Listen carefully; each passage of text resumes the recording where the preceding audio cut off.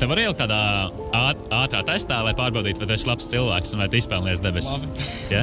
Tik daudz melas tu esi kādreiz pateicis savā dzīves laikā? Ne tik daudz, visnībā. Ne tik daudz, ja? Var saskaitīt uz pirkstiem? Nevar, ok. Kā sauc cilvēku, kurš melo? Mēlis. Mēlis, ok. Vai tas kādreiz kaut ko nozadzis? Paģetis ir kaut kas maziņš?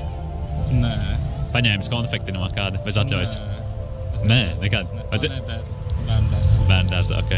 Vai tas skaties, teiksim, filmas, nemaksājot par viņām? Respektīvi novilcis pirātiski. Jā. Kā sauc cilvēku, kurš ir zadzis? Kurš zog? Jā, zaglis, tieši tā. Un, vai tu kādreiz skaties uz kādu sievieti un iekārojies viņu savās domās vairāk, teiksim, seksuāli? Jā? Ok. Mēs kāds esam kļūdījušies, mēs visi esam izpelnījušies pazudināšanu. Respektīvi, arī esmu zadzis, arī esmu kādreiz kaut ko melojis, arī esmu laulības pārkāpējis.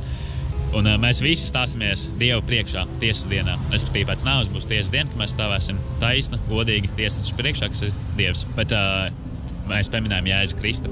Jēzus Kristus nomira par tiem visiem mūsu grēkiem. Tas viss grēks, ko tu esi darījis līdz šim, Dievs to uzņem uz sevis. Un tu vari būt brīvs un nākt pie debesu tēva, kas ir debesīs, pilnīgi tīrs.